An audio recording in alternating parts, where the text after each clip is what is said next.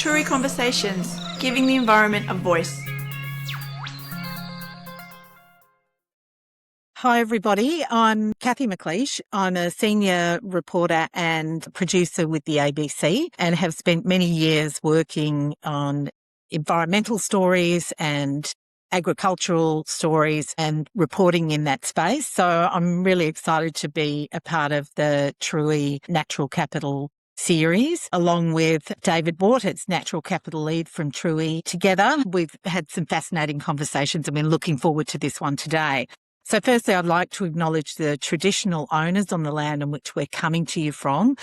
In Brisbane, that's the Turrbal and Jagera people, and to those lands we're broadcasting to and that you're listening from, and pay our respects to elders past and present. And today we're really delighted to be talking to Dr. Kate Andrews, the CEO of NRM Regions Australia, the peak body representing 54 regional natural resource management organisations.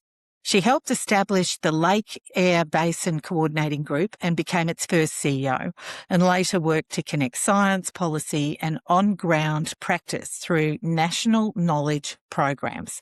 Kate served on major national boards and advisory committees, shaping how Australia approaches sustainable land use, climate adaptation and regional governance.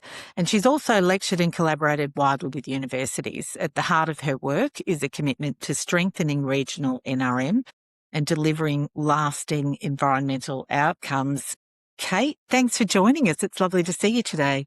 Thanks very much, Kathy. I feel it's a real pleasure having an opportunity to talk with both of you. First of all, Kate, can we get you to tell us a bit about yourself and your role in the natural capital sector? I think you covered it beautifully, by the way. Can I say I might have to employ whoever wrote that to write future bios for me. So thank you very much for that. Look, I'm a bit of what we call a natural resource management tragic. I keep turning up back in natural resource management. And I think it's because there's a number of principles that I think still stand that are really important in the work we do. And these are shared across the sector. So it becomes a real pleasure to work in the sector because of why we're working in the sector together.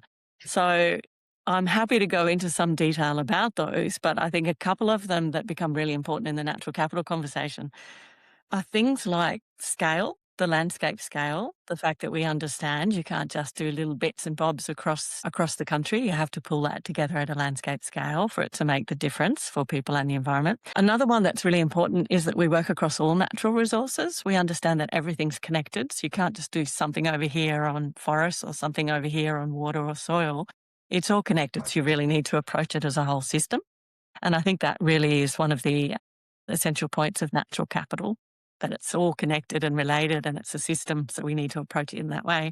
And then I think the third point, which also fits very much with natural capital, is that it's connected to people. So it's about the environment and that relationship with people and how that works together.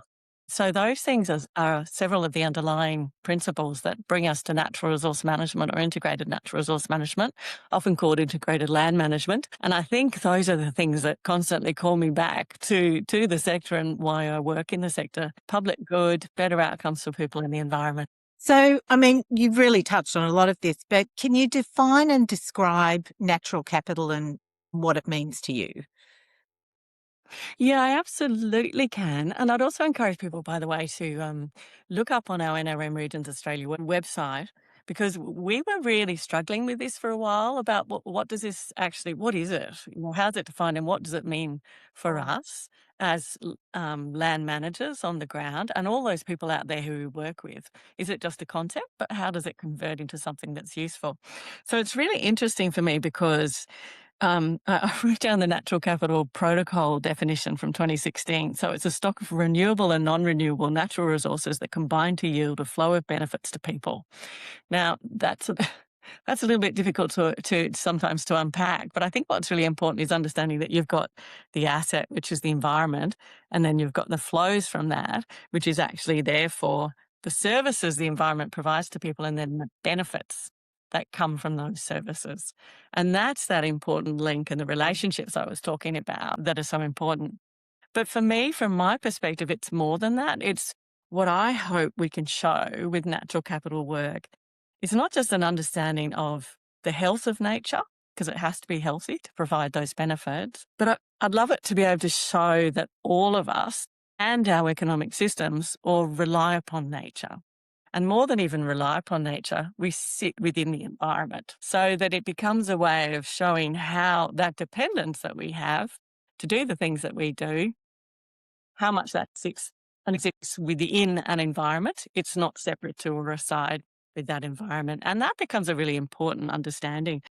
I think it gets more complicated though when you start trying to integrate that and that understanding into economic systems. And that's where, that's where unpacking the link between natural capital and an industry or economics gets a bit tricky. And I'm really happy to talk about that with you and David.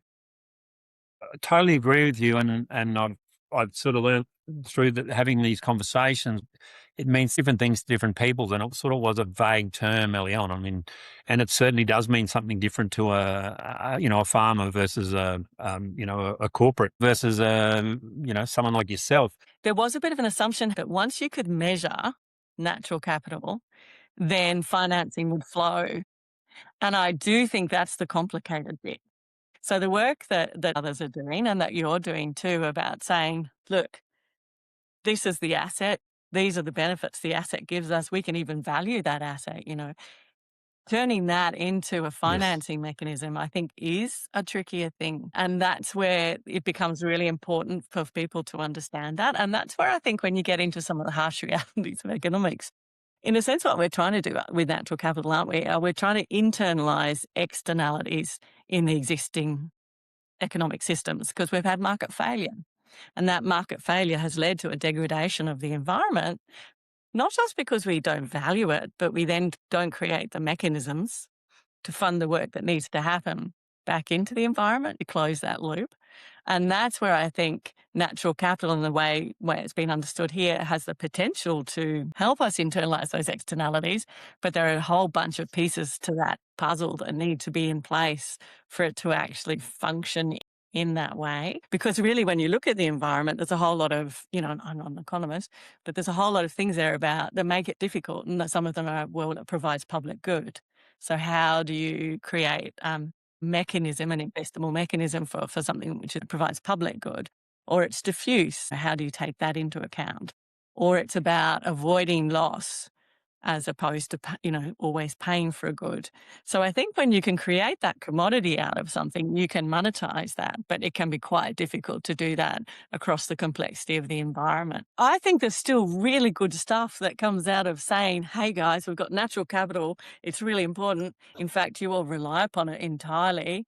So that in and of itself, like even for NRM managers or for land managers, understanding your asset, the health of your asset, what that delivers for you is so, so crucial. And helping you make proper decisions as well is so, so important. But how you then monetize that or create an investable revenue stream from that, how you bring that back so that you can then fund those other outcomes, I think just becomes the trickier bit of the picture for us. I think there's lots of great experiments and lots of great work happening with that. I think what farming for the future has shown is that by investing in natural capital on a farm, you improve Yes, absolutely. profitability. And so that in itself, you're not creating a different investment stream, you're just improving profitability. Do you see what I mean? So if you can show that investing, so for me, one of the really exciting areas is something like nature-based solutions, where you're showing that you can improve outcomes for people and reduce risk for people, solve problems for people. If you can actually turn that into a way to invest back into the environment, then I think that's a really positive potential mechanism as well. And the whole co-benefit story. We've worked for a decade in the reef space, and it was totally focused on water quality, Yeah. but knowing very well, a riparian project, it's not just about water quality. What about the biodiversity benefits of these projects? And we're using local suppliers, and I guess that was part of our motivation for sort of saying, we can take our learnings and apply this nationally because there's so much more of an important story to tell. Yeah, look, I actually think we've only started with the story of co-benefit. So that's also what's really great about your work trying to do that. But even things like, the great research showing mental health outcomes and positive mental health outcomes for people engaging in the environment. And that to me is another really important part of the story. And I think some of that came out really obviously throughout COVID as well. So I do agree with you. I think it's that. And that's where I think the whole systems approach becomes really important, instead of just taking one bit and trying to, just monetize that or sell that. And this is where I think also Sue's work is important. You're looking at the system as a whole and saying, wow, you're managing to produce all of these different outcomes, and they each amplify and leverage across each other. And that, therefore, adds up to something that we need to invest in. So what do you see as the greatest challenge that the industry faces?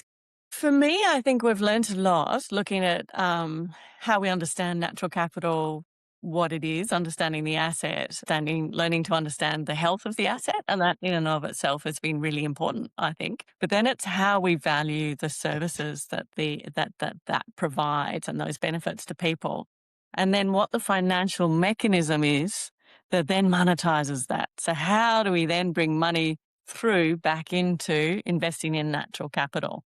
And there are a number of ways that people have been exploring doing that. And then there are a number of mechanisms that have been established through things like obviously the carbon market or biodiversity credits, etc. But it's how we actually do that at scale in a way that funds the health of the whole system of natural capital. So for me, that's still a big challenge. And that's certainly something we've been addressing in our sector, of saying, look, natural capital is a fantastic thing to understand and to work on.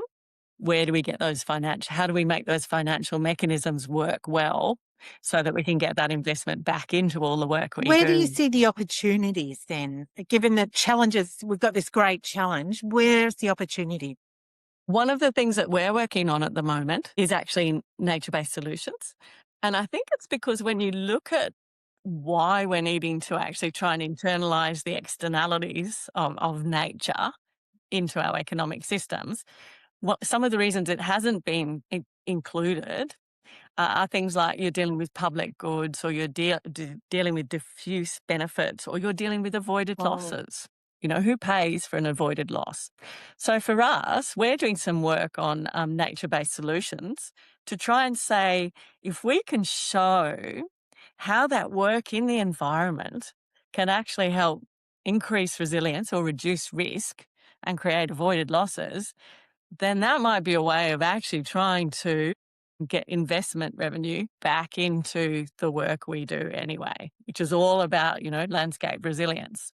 And that landscape resilience benefits people, it benefits infrastructure, it benefits industry, and it benefits the environment. So biodiversity, so it's amazingly enough, it's a win for biodiversity. It can be a win for climate. So if you're doing climate mitigation work, and then it can be a win for people as well. So how do you actually manage to monetize that avoided loss and that reduced risk? And that might be through different insurance mechanisms. It might still be through governments, like the local governments and others, or it might be through industry and companies and others who can see how they're saving money by investing into the environment in that way. So we see that as a really important opportunity. And that's one reason why we're doing that work on nature-based solutions. And by the way, can I say, learning from all the amazing stuff happening around the world, like so much great stuff happening around the world. The other reason this fits so squarely in the work we do in integrated natural resource management is it needs to be at a landscape scale. So when you're trying to, for example, reduce flood risk or reduce storm surge risk or even fire risk, you can't just do little bits. That has to actually be lifted up to a landscape scale to have the level of impact you might need. For example, to reduce flood risk downstream from a catchment area.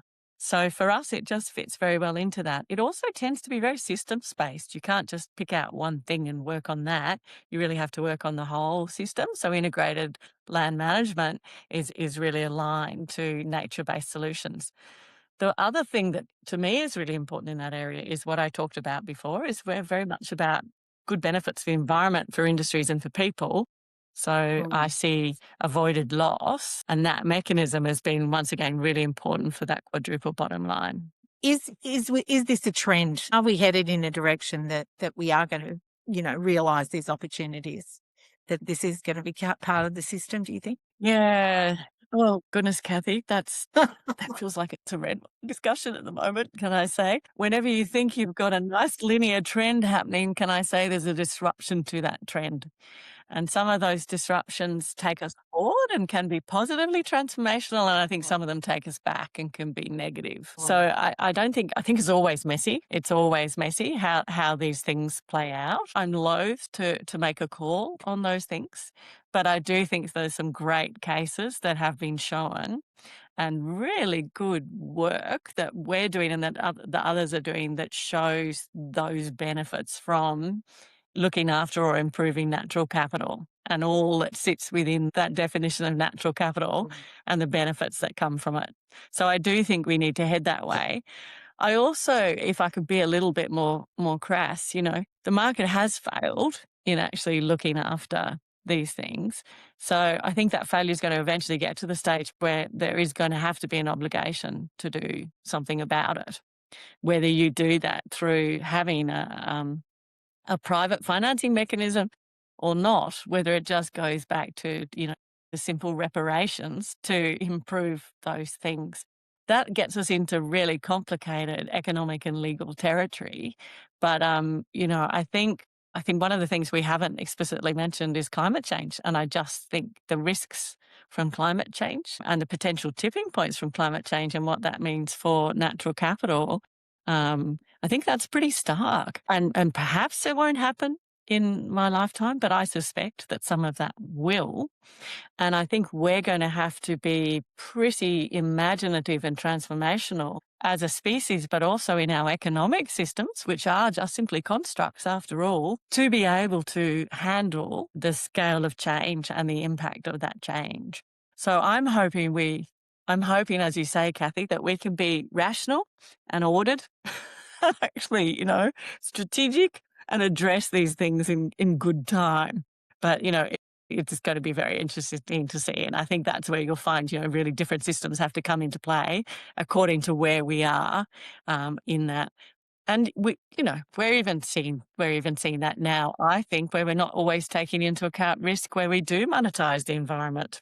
And that means it can be even a cascading effect in that way, where you're doing good stuff for the environment, you've monetized that, but there's an extra risk now from climate change there, and that might undermine that very investment. So there's a whole lot of really interesting things going on that perhaps aren't necessarily inspiring to talk about, but I think it's really important for us to be able to have a pretty sophisticated understanding to be able to deal with these things. So I agree with what you're saying, but this whole point about climate change, I think that's why it's so important that we do invest in resilience. So, at the moment in Australia, we're investing a lot in recovery, not resilience in Australia, right? Yes. But I think the partnership that NRM Regions Australia have got with Minderoo is a really good example of how this can work. And, philanthropic investment, like we need more of that. So I suppose the question for you, are you seeing more interest in this happening or, why are we not seeing more partnerships like that occurring? Given where, we should be investing about 7 billion a year, 7 to 12, to get anywhere near our targets. It went down to about 2, I think. So, scale of investment and scale of action. Really good question, David. And once again, I think lots and lots of complex answers about why aren't people investing. And it's probably, can I say, I'm probably now moving into opinions when I answer some of these questions. But often you'll find philanthropic investors or government investors and others often see investing into natural capital that they'll be wanting to do seed funding. They don't see it as an ongoing large investment where they can deal with the problem themselves. Yeah. Because you have, in a sense, and I'm sounding like a very old-fashioned, naive economist, but you do have market failure. So you can't expect what is the philanthropic, a very small part of this problem, and then, a very small part of a solution for the problem, what they can invest. Likewise, government sees its limitations, which are getting sort of tighter and tighter. Can I say the pressures are getting greater? So then they're looking outside of that and going, well, where does the money actually sit? When you're looking at financial flows around the globe, where do they sit? Where do they come from? And therefore, how do you create a financial mechanism? And there's many, many different sorts of things that people, have worked on in this area that is totally outside of my field, like whether it's bonds or et cetera, et cetera. How do we actually manage to change or incorporate natural capital and financing natural capital into that bigger private sector system? Because it's only there, and this is the argument you'll hear regularly from others, it's only there that we're going to get sufficient scale. Now, when you do engage there, that's when people say, well, we need a financing mechanism. So we need to be able to have, an investable mechanism for us to invest in your work. Yeah. And that's where I think it becomes really tricky. And so that's where you'll get that sort of, and by the way, there's a great paper I recommend. It's actually on a Reddit thing, I think. It's Sarah Conway.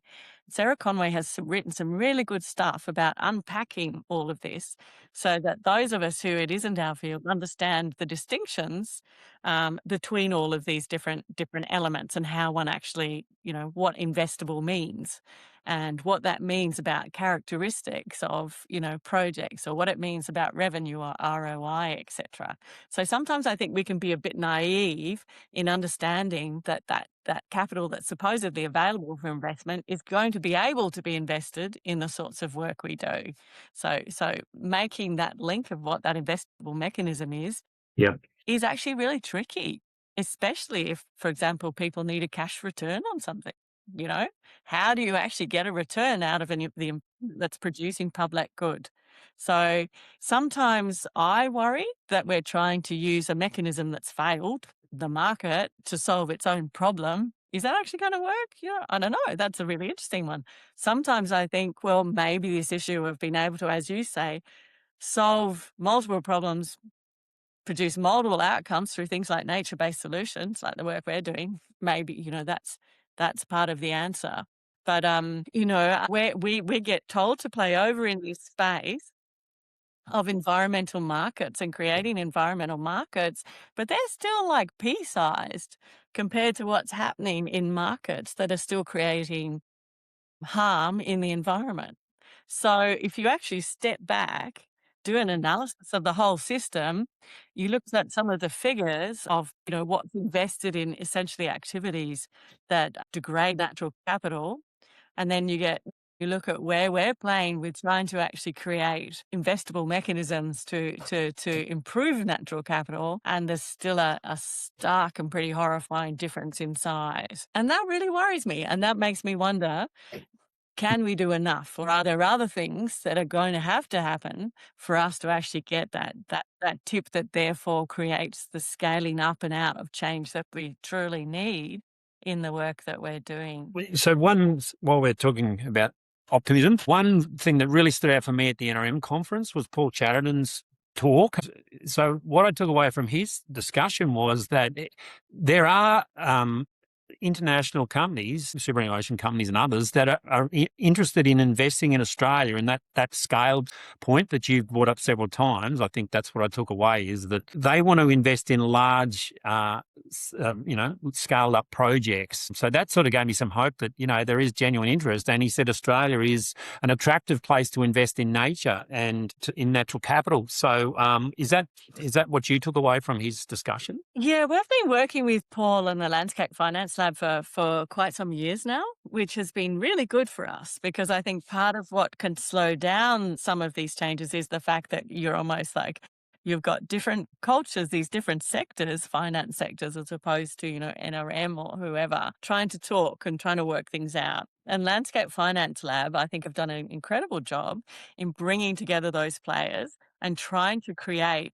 investable, projects that produce for both sides, in a sense. And they've got some really good stuff that they've been doing internationally to sort of prove up those cases. So I still think that process of getting to the point where the work that the projects or the work that is happening can produce the outcomes that are required for investment becomes, so how do you actually monetize the value that is being produced by the environment or the project? I think that's where I might have a slight difference of opinion with Paul, and I think he's done a great lot of work on blended finance, which is where, different people with different outcomes. So lots of great work being done on that. But I personally still feel there are barriers to the scaling. I also have several other concerns that I know Landscape Finance Lab are working on. So there are things like when you're looking at how that market might work, you don't want, for example, people who are purchasing to just go for low-hanging fruit or particular things that they want to pick out of that market. So let's just say everyone wants to help koalas. That's not actually going to be very useful for the rangelands of Australia, for example. So how do you then make sure that when you are creating mechanisms for investment, you're also helping people out on country in rangelands? Or you're also helping all of those, the intricacy of the biodiversity and its system across different parts of Australia and at the scale that you actually need. So that's why I talked about the landscape scale earlier. So how do you create enabling frameworks around potential markets so that you get those best possible outcomes for people in the environment at the right scale? And that's where things like, with the EPBs, that's why there are things like the regional planning processes being written into that, for example, just to try and get some links happening. But I think land use planning, doing effective land use planning becomes a really important, beyond those reforms, integrated land use planning becomes a really important enabling framework and setting up sort of guardrails around any investment mechanisms into the environment becomes really, really important to make sure you don't get perverse outcomes and you get all those co-benefits that you were talking about, David. And that was the case we made when carbon markets were being established. So, for example, the carbon farming legislation, if you look at that, it actually references NRM regional planning. And that's a really important part of trying to say, hey, we want to make sure that this sits within that broader understanding for that greater good. We're not just going and making sure we can get a low-hanging fruit, something that's cheap for us in market. Do you see what I mean? And that's where I think there's extra complexity. And that's why it's been fascinating in Australia. It's quite interesting because when you look at how it's established a carbon farming market, a lot of that was actually public money, and setting up a whole system so that you could bring together government enabling processes with an actual market and then slowly create private investment into that. And that's another thing that we've been working on. We have a Carbon for Nature report because we've been really trying to follow up the stuff that you're saying. How do you create investment in capital? And one of the things we can show is that at the moment, carbon pulls nature through. So carbon and the carbon mechanism, carbon market has become really important as a way of trying to pull through nature outcomes as well, because it is a systematic financing or investment vehicle, if you see what I mean. So once again, I just want to caveat, I am no economist and I clearly don't come from the finance sector. I'm a natural resource person. So all of this, I can imagine if anyone listens who's an economist, they're probably screwing up their faces. But I think there's some basics in there that we all do need to understand. There's challenges we need to be aware of, and then there's the opportunities that we need to hone in on. And I think the Carbon for Nature report picks up some of that. We did that in collaboration with the Carbon Market Institute. But I also think the nature-based solutions work that, as David pointed out, the initial tranche was funded by Minderoo. I think that's a really important one. And we're trying to engage with a whole range of people, including insurance, banks, all sorts of others, to say, how does this work? How can we help support this work and invest in this work from your sectors, from your finance sectors and from private sector and others? And that's then when you go overseas and look at Paul's work in Landscape Finance Lab, you can sort of try and understand what some of those models are and see if we can bring them to Australia. Can I make one quick comment on that too? Final one on that. What I do love about Paul's work is he acknowledges the importance of the work we do in natural resource management. And when he was in Australia a while ago and we were talking about our NRM sector, he acknowledged just how incredible it is that Australia is the only continent in the world that has integrated NRM or regionalised its NRM. And that creates a really useful mechanism for that sort of investment, because we have continuity of arrangements that become really, really important, and that stability that becomes important for investment as well as the scale and the integration that I talked about. And a lot of the things you're saying sort of resonates with me because, as you know, at Truey, we're genuinely interested in trying to connect the supply and demand side and help facilitate that process to get the market going. And just one other comment I would have is, so we've talked a lot on the supply side, and what's pretty exciting for me is that what I'm finding around Australia is that there's generally an oversubscription of projects, particularly through NRMs, which is pretty exciting. That there is actually on the supply side there are plenty of projects available in that could go through the market if we can ensure that they're robust and transparent in what they're offering. So that sort of gives me some hope as well. Yeah, that's lots of hope. And I also think there's other mechanisms that are underway, and I know there's differing opinions as to how much they will create a demand side. But, there are mechanisms too, like the Task Force for Nature-Related Financial Disclosures. And there's a real sense that maybe that work will take some time. So a lot of it is still be nascent, but some of that will help create a greater demand that will come from that, because that's the other thing that we really need to ensure is there too. But also a demand that, can I say, is reasonable in its expectations of what one delivers with natural capital or environmental projects as well, because you don't want to be creating something that simply is another resource extraction process, do you? Where would you love to see it all in 5 years? Cool. I feel like I've been so complex and so all over the place already in this conversation, because it was really interesting, by the way, as I was thinking about entering into having this chat with you, I realized how rare it is to get to sit down and really think about some of these things, to, really think about where we're at, where we've come from, where we're going. I think, and what I realized is, and it probably goes to some of David's points as well, we actually have come a really long way in how we understand and how we can measure and show some of these things. The very fact that we're having this conversation in this way, some of the tools that I know Truey and others and my guys have to actually understand and measure and then communicate what's happening in the environment, because that's a really key part of it that we haven't really touched upon, is it's how you actually present that information to people so that it can be your activities can be accountable in that way, and you can show them the outcomes and the improved health in the environment or in natural capital. All of that has come a long way, and it's all become a lot more efficient as well, thanks to tech. So I do think that we've really seen an incredible improvement there. And I think in 5 years' time, if we sat down together again, we'd probably see even more of an improvement there, where we can really help people understand what natural capital is and how you invest in natural capital in a positive way, and we can create that accountability loop, and that visibility, etc. So to me, there's so much happening there that I think is really exciting that David could talk about better than me. It's more his area. But the other thing that I think I would love to sit down and be able to say is, wouldn't it be great if, just that point you made, if we were investing in resilience rather than recovery?